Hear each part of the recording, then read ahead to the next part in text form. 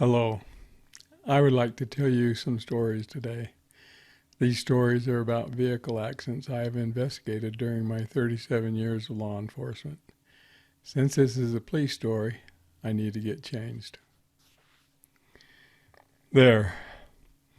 Now I look more like what you would expect. Let's get started. Back in 1967, a new TV show, Dragnet, used this opening. The stories you are about to see is true. The names have been changed to protect the innocent. My stories are also true, and I do not name any names.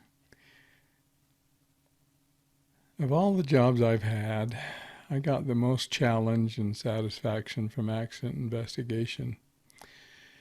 During my career, I started counting how many I did, and I stopped at 3,000.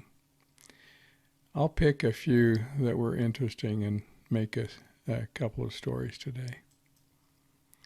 I'm going to talk about a road area that I call Double Trouble. Basically, it is two very sharp curves at the bottom of a 3-mile-long canyon.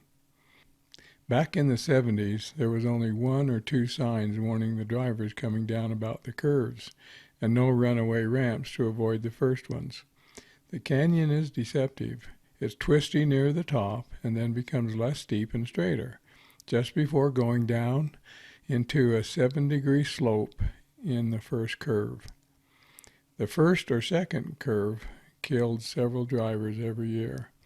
On one occasion, I was assigned to drive the governor through the county. While he was in my car, I got notified of another fatal wreck on the lower curve. After the governor had left, I assisted in the investigation. A belly-dump truck coming down the canyon had lost its brakes and came around the lower curve using both lanes of traffic. It struck a family car going up into the canyon and killed several of the people in it. On another fatal accident, some drivers of semi-tractor trailers were killed on the upper curve when they lost their brakes. One had a load of uncured ham, one a load of pipes, another a load of boxes and shipping materials. There were more, but you get the idea. And there were plenty of non-fatal wrecks on these curves also.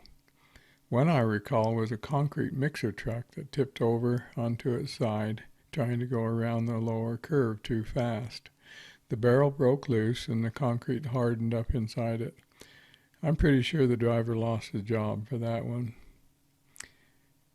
I and another officer campaigned to have more warning signs and a runaway ramp. It took the state about 4 to 5 years, but the signs and the ramp have helped a lot in reducing the carnage. I want to tell you about one of the wrecks that was unusual. I lived about 1 mile from the bottom curve of this canyon.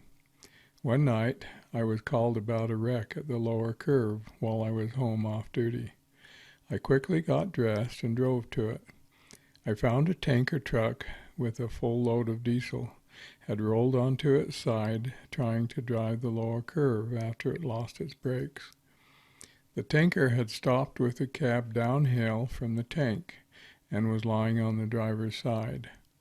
The driver was pinned into the cab in a prone position. The tank was damaged and the diesel fuel was flowing out, and some of it was puddling in the cab. The driver couldn't move, and all he could do was lift his head a little bit to try and get out of the diesel. I always check for injuries first, and I found the driver trying to hold his head up out of the rising diesel fuel. I was able to lift his head a little higher so he wouldn't drown and relieve the strain on his neck.